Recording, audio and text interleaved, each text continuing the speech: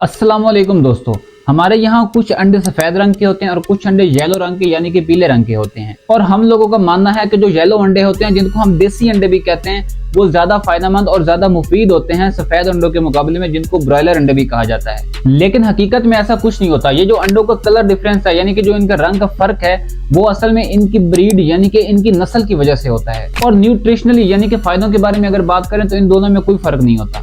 और ये वीडियो असल में मेरी पिछली वीडियो जो मैंने बनाई थी कि अंडा पहले आया या मुर्गी, उसका पार्ट 2 है। इस वीडियो के अंदर हम आर्टिफिशियल सिलेक्शन के बारे में बात करेंगे। तो चलिए शुरू करते हैं। यहाँ पर एक बड़ी मजेदार और दिलचस्प बात है जानने वाली कि आज के दौर में जो आजकल की मुर्गियां हैं वो 200 से 300 अंडे देती हैं एक साल में। लेकिन जो इनके आबाओ अजदाद थे, वाइल्ड रेड जंगल फाउल, जिनकी बात मैंने पिछले वीडियो में भी की थी, वो एक साल में 10 से 15 अंडे ही दिया करते थे।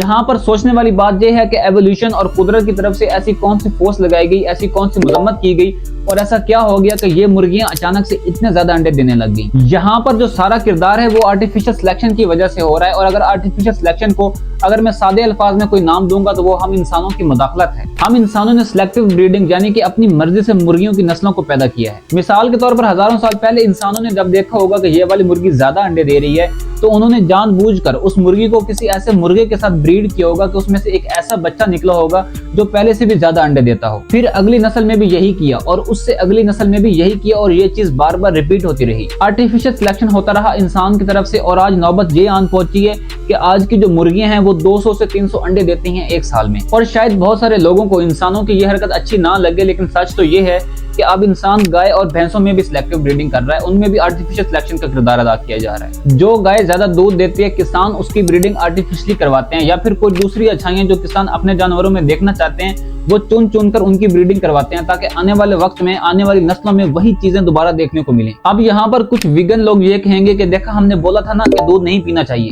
ये इंसान अपने फायदे के लिए अपनी मर्जी से ब्रीडिंग करवा रहे हैं जानवरों की। वीगन उन लोगों को कहते हैं जो सिर्फ प्लांट बेस्ड डाइट का इस्तेमाल करते हैं, यानी कि वो सिर्फ पौधों और दरख्तों से खुराक लेते हैं, जानवरों से नहीं लेते। यानी कि दूध और गोश्त वगैरह वो इस्तेमाल नहीं करते, वो सिर्फ पौधों से ली गई खुराक यानी कि फल और सब्जियां वगैरह इस्तेमाल करते हैं। लेकिन असल बात तो यह है कि इंसानों ने सिर्फ जानवरों की ही ब्रीडिंग्स नहीं की, बल्कि इंसान ने पौधों और पेड़ों के भी आर्टिफिशियली ब्रीडिंग्स कर रखी हैं। दो मशहूर सब्जियां जिनको हम बंद गोभी और फूल गोभी भी कहते हैं, ये वाइल्ड मस्टर्ड से निकली हैं, यानी कि सरसों के पौधों से निकली हैं आर्टिफिशियल सिलेक्शन करके। और हजारों साल लगे हैं इंसान को ऐसा करने के लिए। या फिर आज के दिन जो किसान अच्छे से अच्छे बीज काश्त कर रहा है गंदम के, वो भी आर्टिफिशियल सिलेक्शन की वजह से ही हुआ है, हजारों साल मेहनत करने के बाद। और इसी तरह आज के दिन आप बगैर बीज वाले माल्टे भी इस्तेमाल कर रहे हैं। और ठीक इसी तरह आज से 6-7 हजार साल पहले अगर आप केला खाते तो उसके अंदर आपको छोटे छोटे से रंग के बीज मिलते और वो साइज में भी छोटा था। लेकिन आज आर्टिफिशियल सिलेक्शन की वजह से ही बड़े मजे के केले आप खा रहे हैं। अगर इंसान सोचे तो शुरुआत में आर्टिफिशियल सिलेक्शन भी बड़ी एक नेचुरल चीज रही होगी। मिसाल के तौर पर अगर आप देखते हो अपने माल्टे के दरख्त के ऊपर एक बहुत बड़े साइज का माल्टा है और वो बहुत ज्यादा मीठा भी है,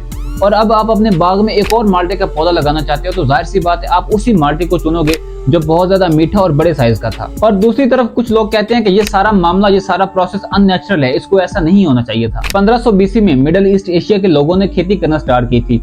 इस बारे में भी मैंने अपनी पिछली वीडियो में बात की थी। अगर आपने नहीं देखी तो आप बाद में जाकर देख सकते हैं, मैं लिंक डिस्क्रिप्शन में दे दूंगा। तो यही वो वक्त था जब इंसान ने काश्तकारी शुरू की। इससे पहले जो गंदम थी वो मिडिल ईस्ट एशिया के जंगलों में एक वाइल्ड ग्रास की तरह, एक जंगली घास की तरह उगी हुई होती थी। और कुछ हजार सालों में इस गंदम की फसल को इतना ज्यादा काश्त किया गया कि आज के दिन सिर्फ पाकिस्तान इस पूरी दुनिया की गंदम का 3.4% प्रोड्यूस कर रहा है। होमो इरेक्टस जो इंसान के आबाओ अजदाद रहे हैं, ये 20 लाख साल तक बड़े आराम से खेती बाड़ी किए बिना गुजर बसर करते रहे हैं, जंगलों से फल फ्रूट खाकर। लेकिन जब बड़ी ही तेजी से गंदम उगना शुरू हुई तो होमो सेपियंस जो वो भी बड़ी ही आराम से गुजर बसर कर रहे थे 2 लाख साल से। लेकिन इस गंदम के चक्कर में उन्होंने दरख्तों को काटा और जमीन को क्लियर किया ताकि खेती की जा सके। इंसान ने जड़ी बूटियों को खत्म करना शुरू किया और दूर से बाल्टियों में पानी भर भर के दिया नदियों से इस गंदम को। और इंसान ने कीड़े मकोड़ों को भगाने के लिए नई नई टेक्निक्स का इस्तेमाल किया, क्योंकि ये सब चीजें करना बहुत ही जरूरी था गंदम को सक्सेसफुली ग्रो करने के लिए। ये तमाम मिसालें जो मैंने दी हैं आर्टिफिशियल सिलेक्शन के बारे में, यही आर्टिफिशियल सिलेक्शन है।